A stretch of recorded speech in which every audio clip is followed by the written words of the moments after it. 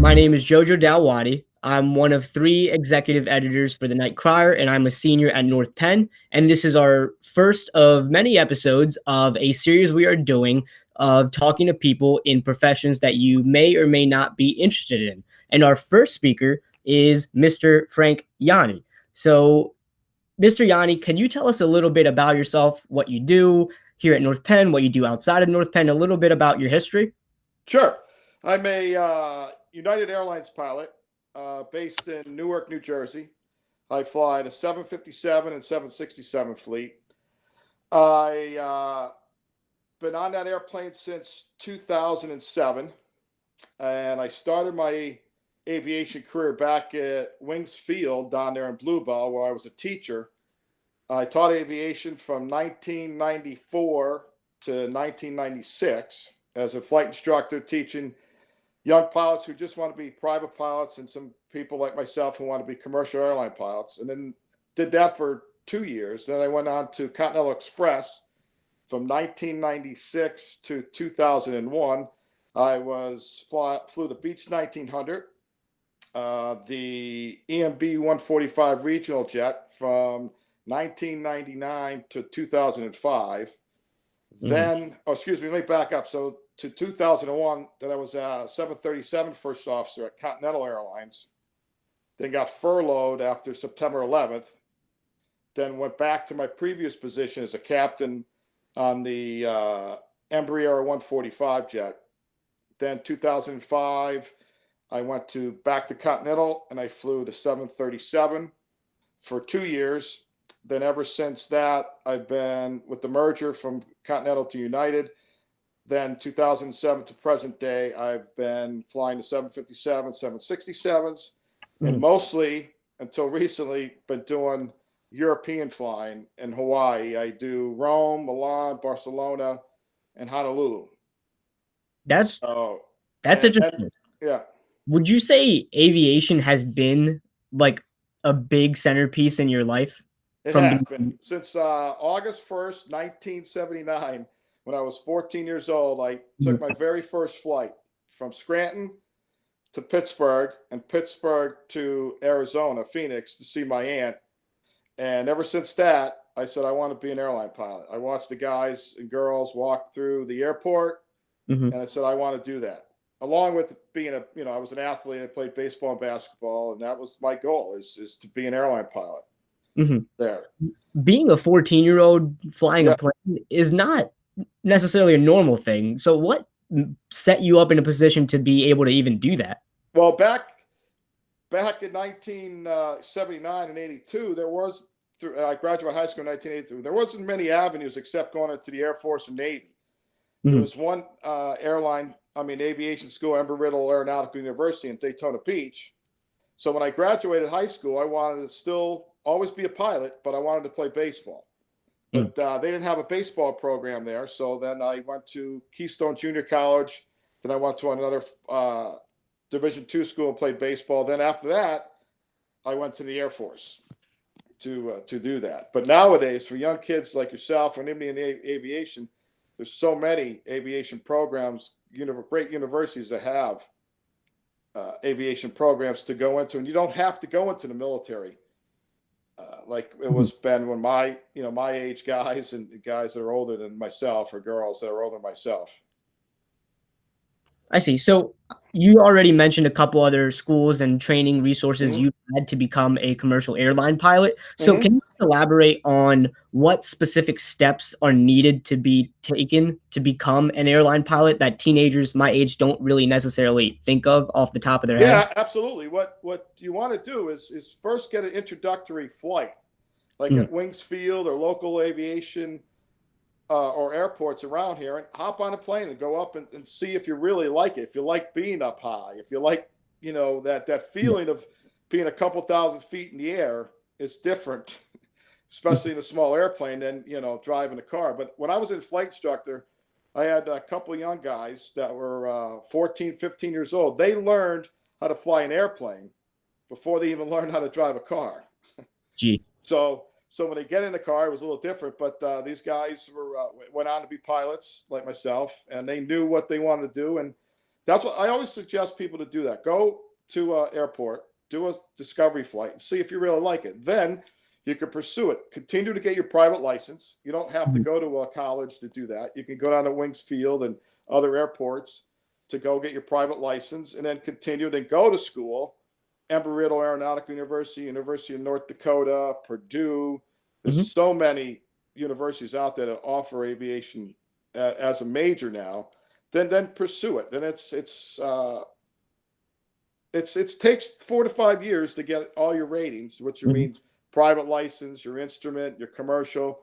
Then you get your certified flight instructor ratings, and you teach and you build your hours that way. And then you go on to get have enough hours and experience to get on with an airline, a commuter airline or a major airline, and then you work your way up like I am. I have over 20,000 hours, and this afternoon I'm going to LA, and then tomorrow I'm going to Kona, Hawaii tomorrow. I'll be back on Thursday.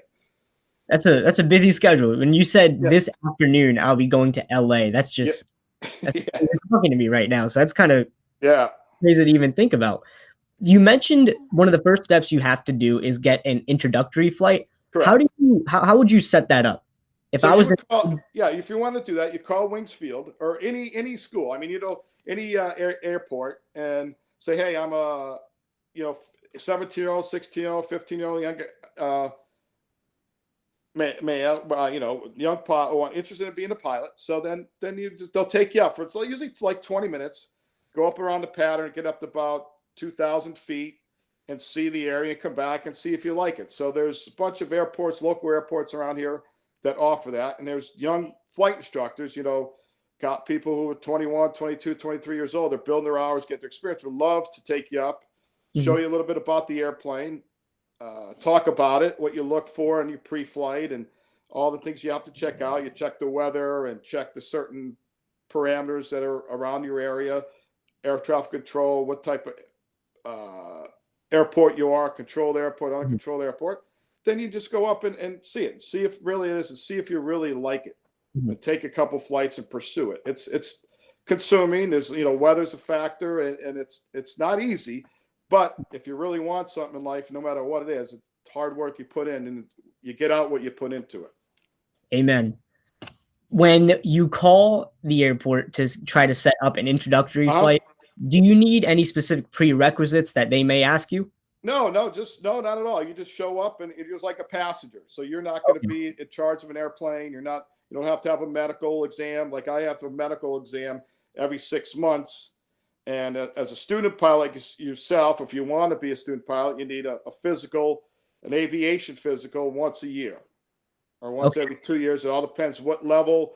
If you're a student pilot, a private pilot, you need to have a physical like myself, over 50, we need one every 6 months. And then up to that, you need one at once a year. All depends what position you are at the what airline, and what corporate flying, commuter flying, it differs from that. I see. And earlier in your responses, you talked about having to go to LA and then Honolulu just today. I sense that's a very busy schedule. So is that something you like about that career, that you're always on the move? What would you say? You know what? It's this week I work Monday, Tuesday, Wednesday. I'll be home Thursday. So normal aviation schedule for mine, I would go to work either Friday night, Saturday night, because I also assistant baseball coach at North Penn for the past 17 years with Coach Monero. And so I would go to work Friday night or Saturday, come home Sunday or Monday, and to be able to be at practice there at the school, and then my kids are growing up, be around them. And your schedule is based on your seniority, when you were hired, and that's how you pick where you want to go. Now this week, unfortunately, just with the pandemic, everybody's schedule is being adjusted. Right. So today I go to LA, tomorrow I wake up and go LA, Denver, then Denver to Kona, Hawaii. Then I come home on Thursday through San Francisco on Thursday afternoon. But for my typical schedule, I would have 16, 17, or 18 days off a month. So I would go once a week to work, drive to Newark on, like I said, Saturday or Sunday night, and then come home Monday or Tuesday or Wednesday, depending upon when I started my trip over to Europe. Hmm. I just So, had, yeah, go ahead. so when you're in the air, Mhm. what's one thing that you truly enjoy and that never changes? Just seeing topography, excuse me, of and going and landing in Newark Airport and seeing New York City and going over to Grand Canyon. Like this afternoon, I'll be flying over to Grand Canyon, going over to LA. It just out west, you see it. It just never gets old. I can always look at it and watch it, and just never gets old. And it, going in, like if I go landing in Milan at 7 o'clock in the morning, this time of year, you fly right over the Alps. The sun's just coming up, and you fly over the Alps. It just doesn't get, you never get sick of that view from the, our office. We have a good office view up there in the cockpit. Yeah, that's true. I know if it must be way better than having a passenger seat next to the wing of the airplane. I'll tell you that. Yeah. Um, well, is there anything about the profession that kind of surprised you that you had no idea would be an aspect of being a airline pilot? That's a good question. Now, just like in everyday life or what's going on, September 11th, happened. It Mhm, hurt our industry. The pandemic is hurting our industry right now. It's just you have to know going into our profession, my profession, that there's ups and downs, very drastic. It's based on how the economy is going, and the load factors, and the fuel costs, all that stuff goes in there. And not a lot of people, not a lot of schooling is they actually cover that. What goes on, what they mhm, expect. I always talk about the rosiness of, I go over Europe and stuff like that. But it's also depending upon when you were hired. If you're bottom of the list, seniority, and we're gonna, right now, say this pandemic, we don't need 4,000 pilots. We have 13,000.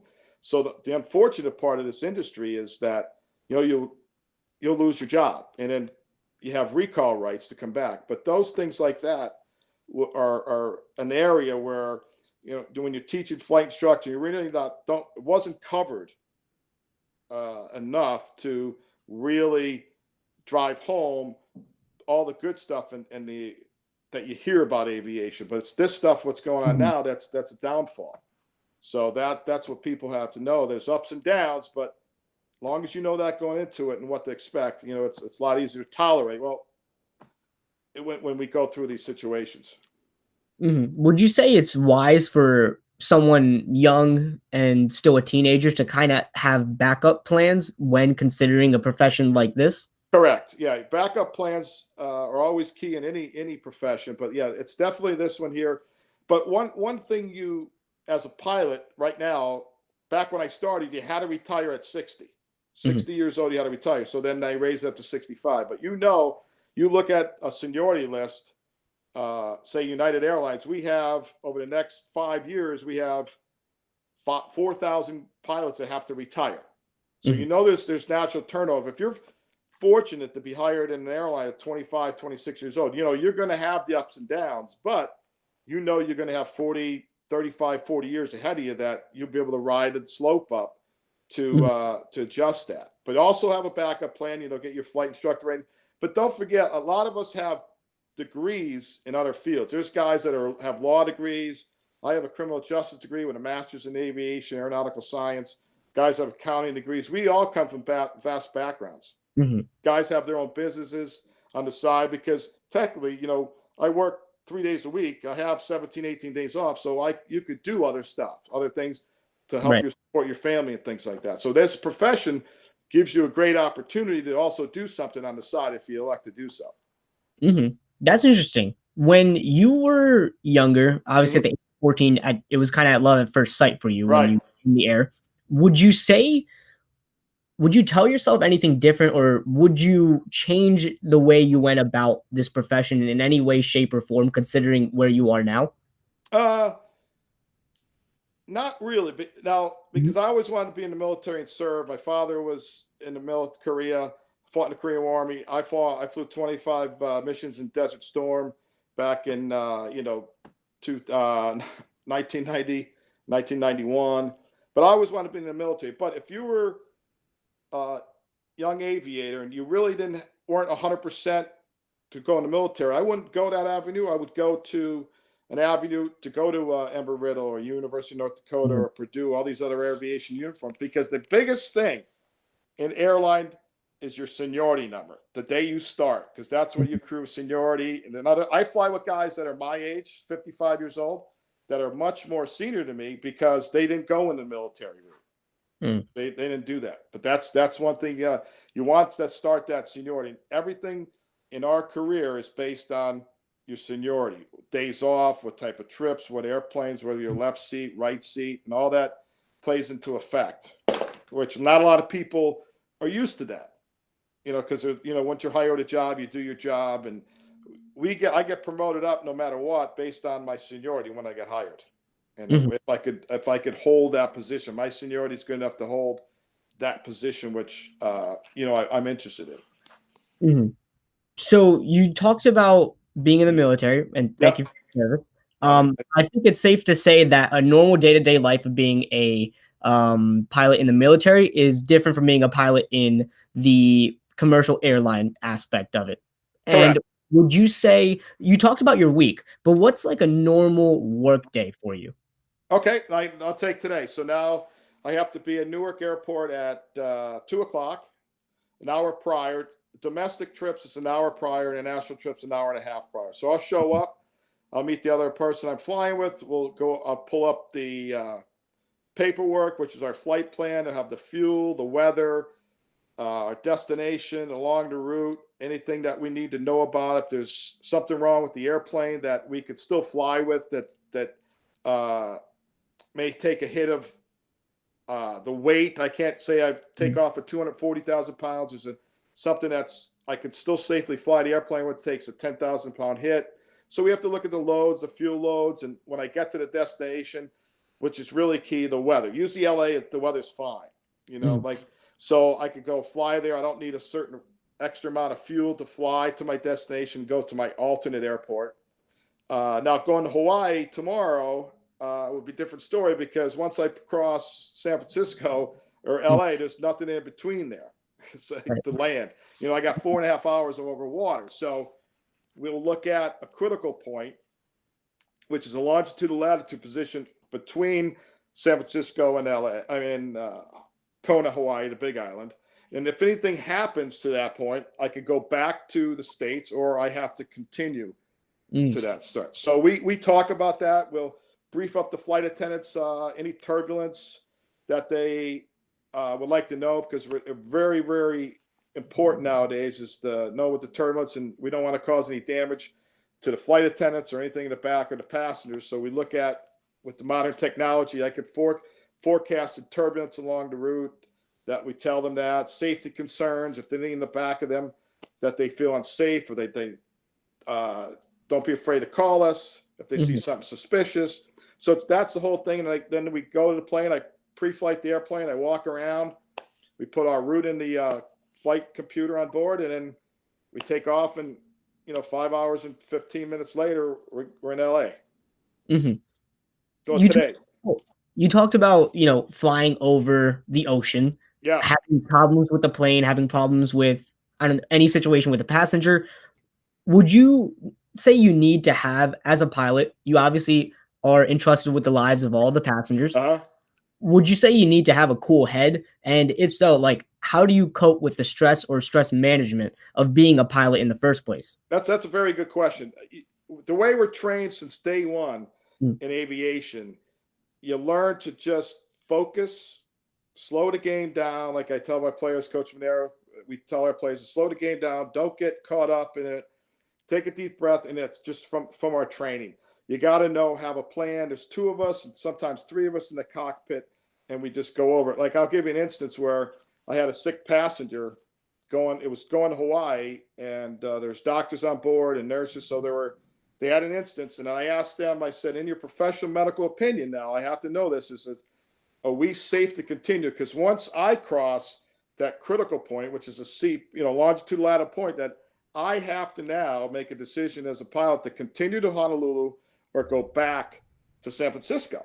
And I asked, and I put him right on the spot. I said, because now you're a health professional, you're dealing with that one person. Now we're the pilots of this airplane. I got 241 other people on board that I got to consider important as well as you, the one person. Now I have to make that decision to continue on to Hawaii and not go backwards once I cross that point. So we go over that and just slow down. And then my training, I go to a training every single 9 months in the simulator, and there's going to be a problem. There's going to be an engine failure, a fire, or something you need to handle and do an emergency landing somewhere.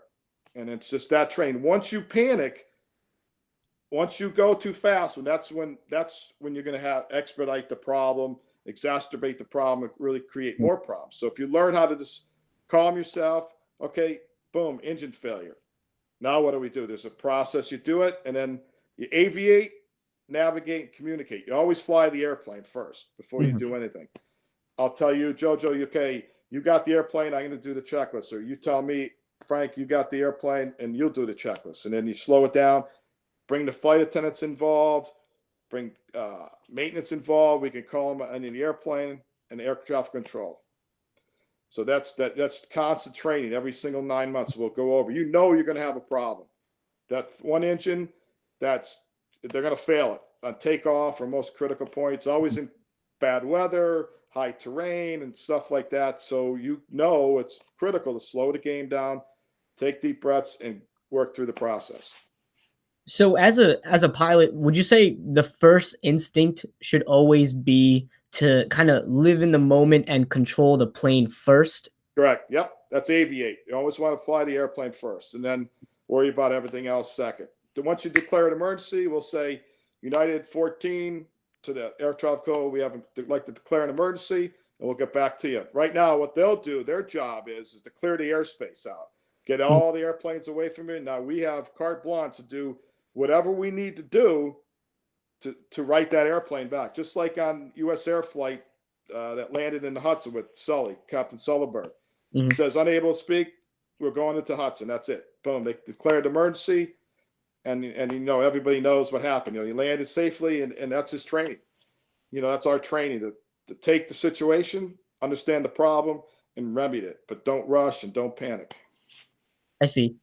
Well, Mr. Yanni, this has been a very informative dialogue between us and hopefully anyone watching that's interested in your profession. I guess one kind of closing question is, what specific advice would you give teenagers who might be watching this right now? And anything you want to do in life, anything you want to do, give it 100%. Don't let anybody tell you you can't do it, because they probably didn't have the right to tell you in the first place you couldn't do it. Go whatever profession you want to do. Don't give up. Keep working hard.